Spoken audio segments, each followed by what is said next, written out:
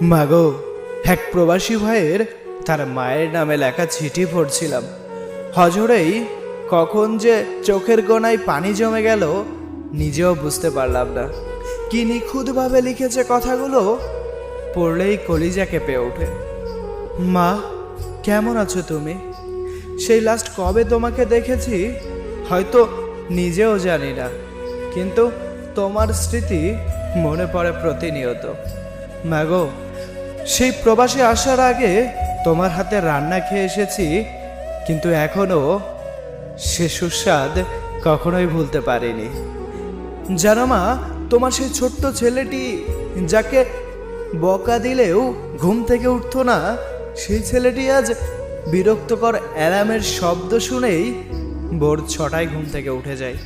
মাগো, বাড়ি থাকতে আমি কখনো সূর্য উঠতে দেখিনি, কিন্তু মা, এখানে আসার পরে সূর্যি মামা কখনো আমার আগে উঠতে পারেনি। তুমি না আমাকে পড়াশোনার জন্য খুব বকা দিতে, লেখাপড়া করার জন্য খুব বাধ্য করতে। জানো মা, এখন আমার কোনো বই নেই। জানো মা, এখন আমার কোনো খাতাও নেই। আমাকে আর স্কুলেও যেতে হয় না।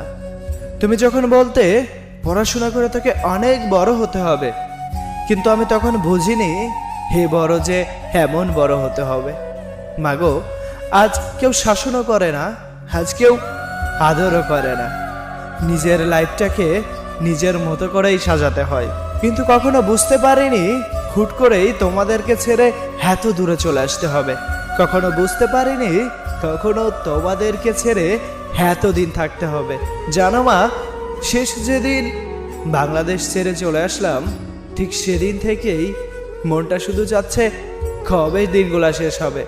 হয়তো আমি যখন বাড়িতে যাব অনেকে বলবে, ঘিরে এ কটা দিনেই এত বছর হয়ে গেল, কিন্তু আমার কাছে প্রতিটা দিন আমার কাছে মাসের মতো মনে হয়, মাসটাকে বছরের মতো মনে হয়। আর মনে হয় কবে এ দেশটাকে বিদায় দিয়ে ফিরে আসবো প্রিয় মাতৃভূমিতে, ফিরে আসবো আমার মায়ের কোলে, কবে একটু শান্তিতে ঘুমাবো, আর ওই পরিচিত মুখগুলো আবারও দেখবো, আবারও বন্ধুদের সাথে আড্ডা দিতে পারবো। মাগো, তোমার ছেলে আজ অপরিষ্কার পোশাকগুলা নিজেই ধুতে পারে।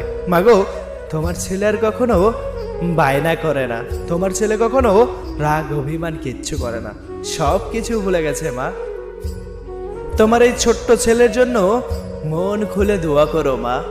ভালোবাসা রইল তোমার প্রতি মা।